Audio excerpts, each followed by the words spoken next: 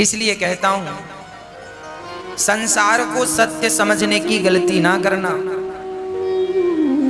संसार मिथ्या ही है, केवल कृष्ण सत्य है। इसलिए उस सत्य स्वरूप परमात्मा की, सत्यम परम धीमहि, उस सत्य स्वरूप परमात्मा की शरण में हम सभी को चलना चाहिए। भगवान चित स्वरूप है, अर्थात प्रकाश स्वरूप है। ईश्वर का प्रकाश ही है, इसलिए हम देख रहे हैं। हमारे भीतर जो देखने की शक्ति है, उस शक्ति के रूप में परमात्मा ही तो बैठा है। वो शक्ति चली जाए तो आंखें तो होंगी पर दिखेगा कुछ नहीं, शक्ति नहीं है ना। किसी को पैरालाइसिस हो जाता है, हाथ नहीं हिलता, हाथ तो है पर हिलता नहीं है, मतलब उसके अंदर में जो शरीर को हिलाने डुलाने की शक्ति थी, वो शक्ति उस अंग की निकल कर चली गई। शक्ति गई तो हाथ तो है पर तुम्हारा है भैया, उठा लो, तुम अपने बल से उठा सको तो तुम अपना हाथ भी नहीं उठा सकते। इसलिए केवल भगवान में अपना समर्पण कर दो, इसी से हम जीव मात्र की भलाई है। किस बात का हम घमंड करें, किस बात का अहंकार करें। साहब, श्वास भी तो हमारे अधीन नहीं है ना। भगवान सबके भीतर प्रकाश के रूप में बैठे हैं। आप जो देख रहे हैं वो ईश्वर ही है। इसलिए सबको भगवान जानकर सेवा करने लग जाओ। यदि आप सबको भगवान जानकर सेवा करेंगे तो आपको भी, आपका भी कल्याण हो जाएगा। आप सबकी सेवा करो। एक किसान था, एक दिन उसके द्वार पर कोई संत आए, कहा भैया जा रहे हैं तीर्थ यात्रा पर, पैदल हूं, हर गांव में भिक्षा मांग कर खा लेता हूं, सो भैया आज की रात यहीं गुजारनी है तो तुम्हारे द्वार पर ही आज हम विश्राम करेंगे, तो भोजन की व्यवस्था करो। किसान बड़ा धार्मिक था, उसने बढ़िया संत के लिए कच्चा दे दिया, आटा इत्यादि। संत ने कच्चा ही मांगा, कहा लो। संत ने बना करके उसे भोग लगाकर किसान को प्रसाद देकर ग्रहण कर लिया। संत ने सोचा कि इसका अन्न खाए हैं, कुछ इसकी सदगति। देखो संत के पास क्या है देने के लिए, संत के पास देने के लिए एक ही चीज है, बोले ईश्वर तक पहुंचने का उपाय, ईश्वर तक पहुंचने का रास्ता संतों को पता है, सो वही रास्ता सबको बताते रहते हैं। किसी की समझ में आता है तो उस रास्ते पर चल के वो ईश्वर तक पहुंच जाते हैं, किसी की समझ में नहीं आता सो नहीं पहुंच पाते। संत ने कहा किसान से, भैया तुम रोज 1 घंटा कीर्तन किया करो। किसान ने कहा सरकार ये काम नहीं हो सकता, मैं किसान हूं और बहुत काम रहता है, पत्नी बच्चों में किसानी में समय बिल्कुल नहीं मिलता कि मैं 1 घंटा कीर्तन करूं। तो संत ने कहा कोई बात नहीं, तुम 1 घंटा कीर्तन नहीं कर सकते तो पास में कोई मंदिर हो तो नियम बनाओ और नियम से 1 बार ठाकुर जी का दर्शन करने मंदिर जाया करो। किसान बोला सरकार हम ये भी नहीं कर सकते, मंदिर थोड़ा 100-200 कदम पे दूर है, कई बार समय नहीं मिलता, भागना पड़ता है खेत की तरफ। अब संत बड़े चक्कर में पड़े, से क्या उपाय बताऊं। तो संत ने उसी से पूछा अच्छा ये बताओ तुम क्या कर सकते हो, जो भी करना नियम से करना, वो नियम तोड़ना मत। यदि तुम इस नियम से चलोगे तो तुम्हारी भी नैया पार हो जाएगी। तो किसान बोला मेरे बगल में घर के बाजू में एक कुम्हार रहता है, घड़ा बनाता है, आप कहो तो मैं उसका रोज दर्शन कर लिया करूंगा, ये नियम हो सकता। संत ने कहा ठीक है, तुम उस कुम्हार का दर्शन किया करो, नियम बनाओ कि कुम्हार का दर्शन किए बिना तुम भोजन नहीं करोगे, नियम बनाओ। और कुम्हार को इस भाव से देखोगे कि ये भगवान है, और देखकर राम राम जरूर कर लेना भैया, राम राम, और ठाकुर जी का दर्शन कर लेना, उनमें ही वो ईश्वर है ये सोचकर। भले तुम्हें शुरू में ऐसा लगेगा ये कुम्हार है, ये कुम्हार है, पर धीरे धीरे उसे कुम्हार ना कहकर उसे भगवान जानकर उसको दूर से प्रणाम कर लेना, और देखे बिना ये नियम बनाओ कि भोजन नहीं करोगे। किसान बोला ये ठीक है, ये मेरे बगल में है, मैं रोज देख लिया करूंगा, कोई ज्यादा वक्त नहीं लगेगा। संत चले गए, अब वो किसान रोज कुम्हार को देखता और भोजन करता। पत्नी बोलती भोजन तैयार है, बोले अभी आता हूं देख कर। कुम्हार को जाकर देख लेता और भोजन करने बैठ जाता, फिर अपने काम करता। रोज का नियम था उसका। एक दिन उसने कुम्हार को देखा, सो कुम्हार नहीं था। तो कुम्हार की पत्नी से किसान ने कहा, क्यों जी तुम्हारे पति कहाँ हैं, कुम्हार भाई कहाँ हैं? बोले वो तो आज मिट्टी खोदने गए हैं। अच्छा, किसान मिट्टी खोदने गया। पत्नी बोली किसान की आओ भोजन ठंडा हो रहा है, भोजन कर लो। किसान बोला वो कुम्हार से मैंने आज राम राम नहीं की, भोजन नहीं कर सकता, अभी आता हूँ। तो कुम्हारिन से पूछा वो किस तरफ गया है? बोले फलाने खेत में मिट्टी खोदने गए हैं। तो वो किसान दौड़ा।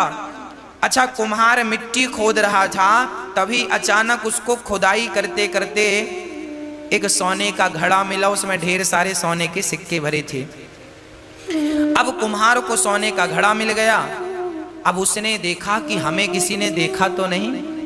तब तक दौड़ा दौड़ा किसान आ रहा था, और जैसे ही किसान आया तो कुम्हार को देख लिया, और कुम्हार को देखकर किसान वापस जाने लगा। राम राम भैया।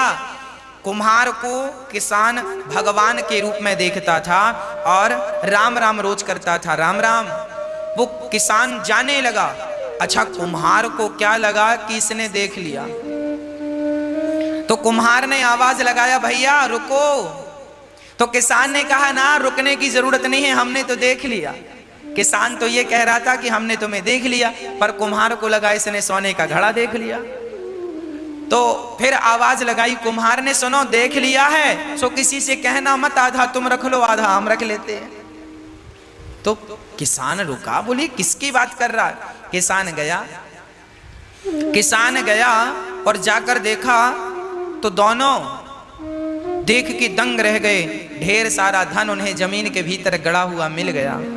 दोनों ने आपस में बांटकर उस धन से साधु संतों की सेवा स्टार्ट करी। और उस किसान ने पूरी बात बताई कि एक संत को मैंने केवल एक दिन का भोजन कराया, उस भोजन कराने का फल यह है कि उन्होंने मुझे नियम में बांध दिया, और आज उस नियम में बंधने के कारण विधाता ने मेरी सारी दरिद्रता दूर कर दी, मेरा धन धान्य से घर भर दिया। एक बार किसी भूखे व्यक्ति को भोजन कराने का ये फल है कि देर सवेर ईश्वर तुम्हें धनवान बनाएंगे बनाएंगे बनाएंगे। आप एक नियम बनाओ कि रोज भगवान का कीर्तन करेंगे, रोज भगवान का नाम जपेंगे। बिना नाम जपे, बिना कीर्तन किए, बिना ईश्वर का दर्शन किए भोजन ग्रहण नहीं करेंगे। ये नियम, जो व्यक्ति नियम से चलता है उसे भगवत प्राप्ति निश्चित होती है। इसलिए नियम जरूरी है जीवन में। संयम और नियम। संयमी बनो, भोग और विलास से मन को हटाओ और ईश्वर के प्रेम के नियम में बंध जाओ। यही है आनंद। जब व्यक्ति आनंद चाहता है तो भगवान की शरण में जाए तो सारा आनंद से उसका जीवन तन मन भर जाए। विश्वोत्पत्त्यादि है, तबे भगवान क्या करते हैं? विश्व की उत्पत्ति, पालन और संहार करते हैं। भगवान का काम है विश्व की उत्पत्ति, पालन और संहार, है ना। भगवान की शरण में जो हैं उनका बाल भी बांका नहीं होता। तापत्रय विनाशाय दैहिक दैविक भौतिक तापा, राम राज्य काहू नहीं व्यापा। 3 प्रकार के दुख सबके जीवन में होते हैं। कोई तन दुखी, कोई मन दुखी,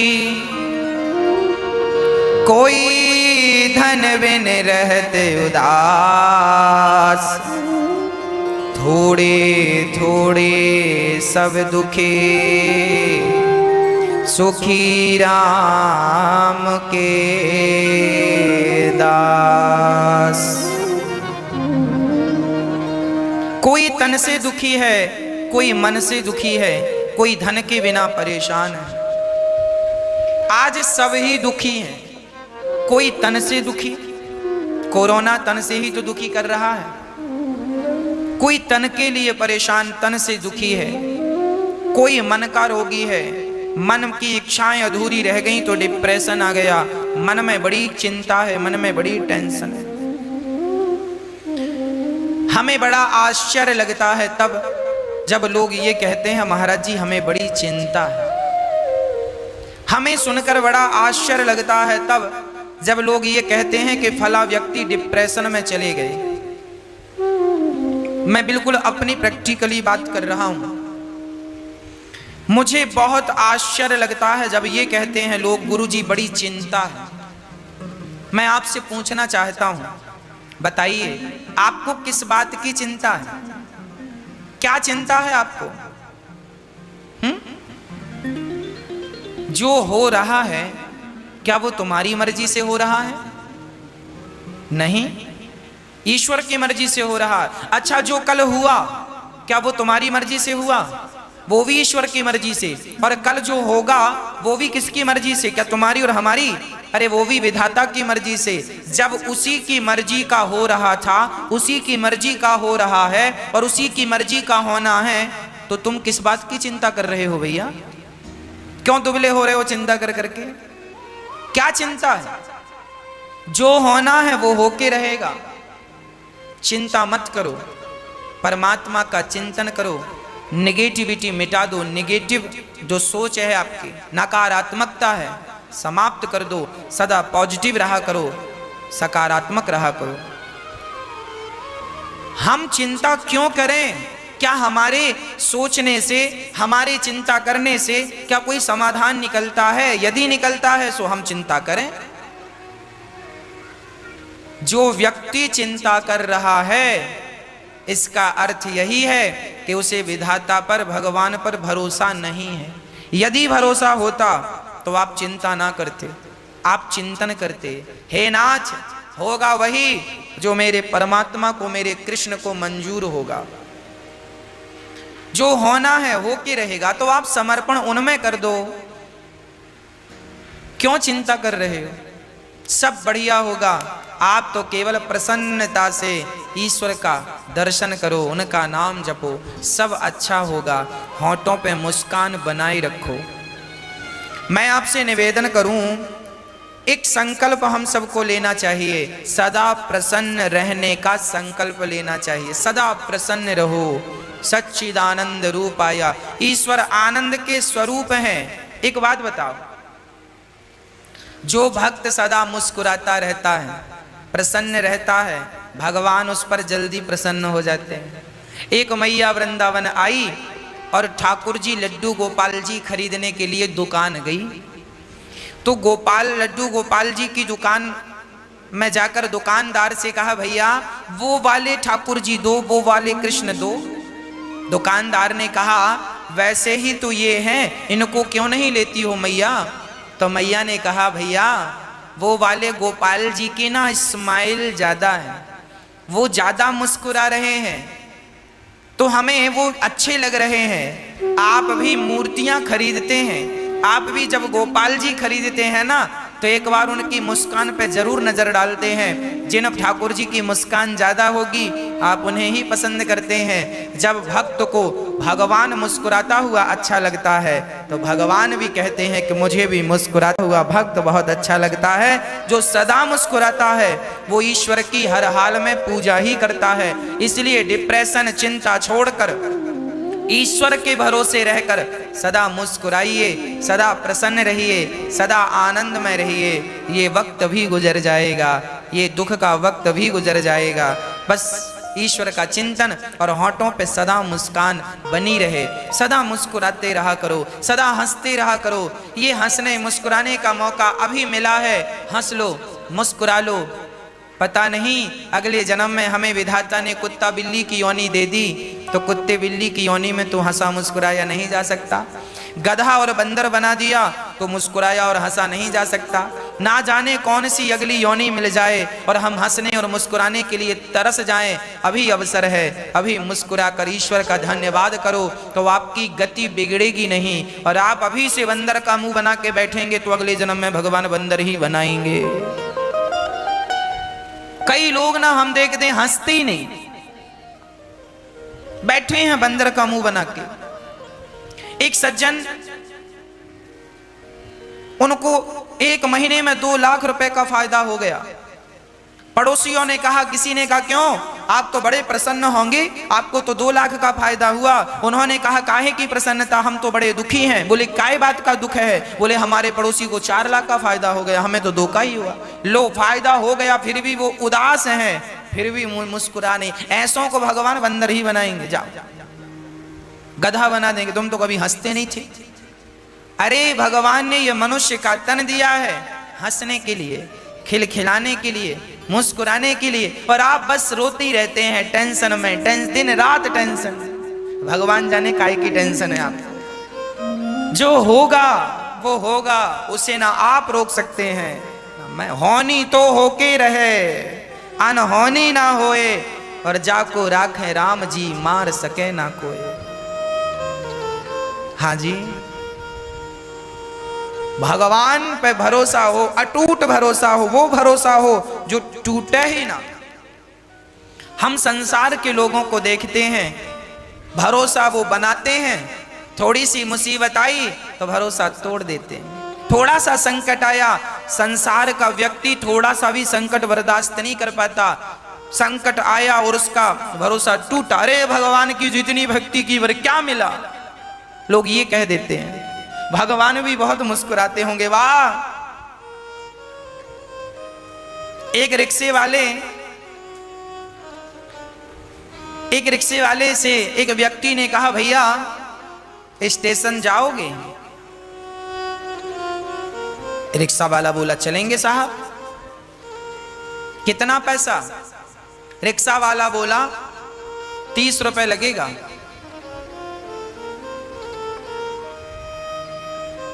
तो वो व्यक्ति बोला, भैया मैं बुजुर्ग हूं और 4 कदम की दूरी पे स्टेशन है,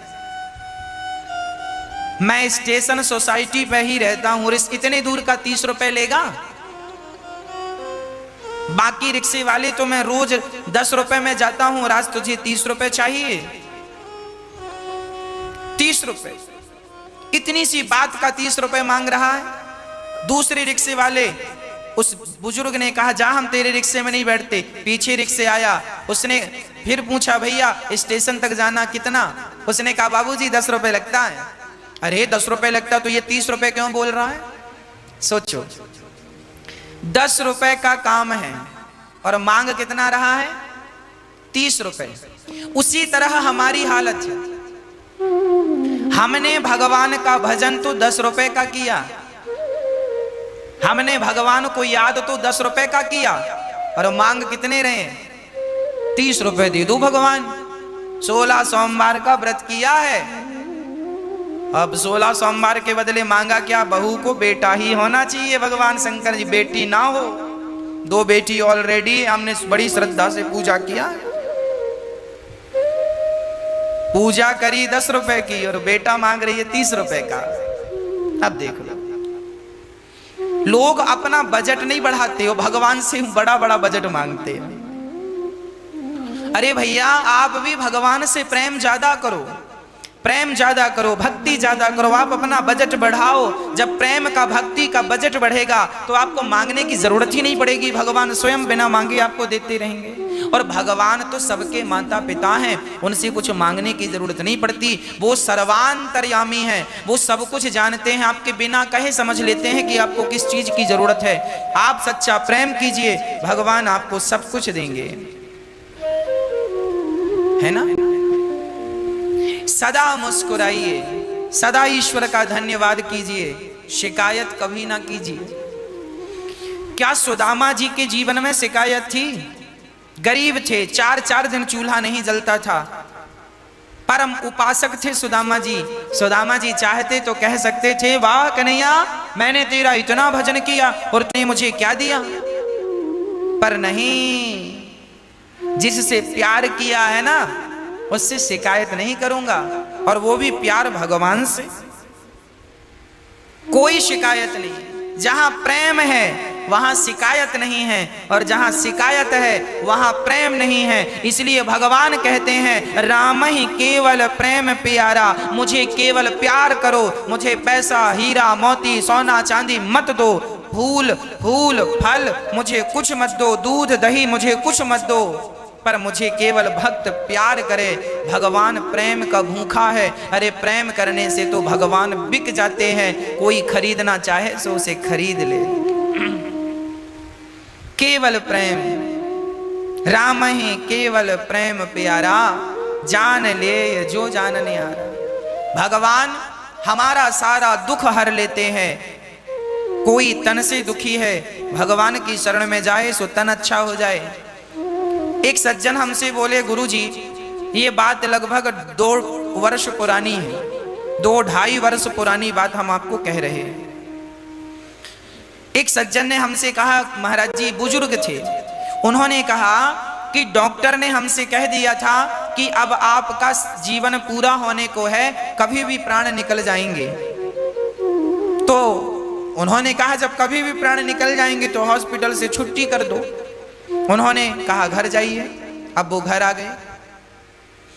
वो दादाजी कथा सुनने आए और पर्सनल हमसे मिले और उन्होंने कहा, महाराज जी 3 साल पहले डॉक्टर ने कहा था कि तुम्हारा शरीर कह रहा है कि कभी भी प्राण निकल जाएंगे, पर महाराज जी देखो मैं भगवान की कथाएं निरंतर सुनता था, कीर्तन निरंतर करता था, तो आज 3 साल हो गए, अभी मैं स्वस्थ हूँ, काम भी कर लेता हूँ। डॉक्टर कह रहे थे कभी भी तुम मर जाओगे और 3 साल से मैं स्वस्थ हूँ, काम कर रहा हूँ।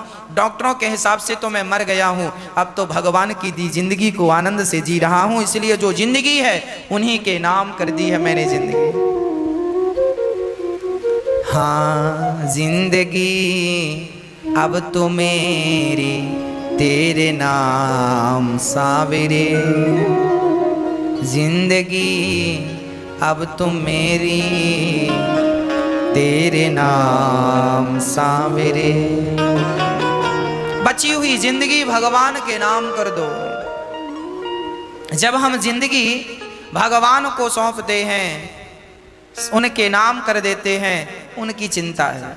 इसलिए कोई तन दुखी, कोई मन दुखी, कोई धन बिन रहते उदास, थोड़े थोड़े सब दुखे, सुखे राम के दास। कोई तन से दुखी, कोई मन से, कोई धन के बिना। सुखी कौन? जो भगवान के भरोसे हैं। जो भगवान के भरोसे हैं वो बहुत सुखी हैं। इसलिए भरोसा किसका? केवल कृष्ण का भरोसा। मुझे और किसी के भरोसे की जरूरत नहीं है, किसी के भरोसे की चाहत नहीं है, भरोसा केवल कृष्ण का है।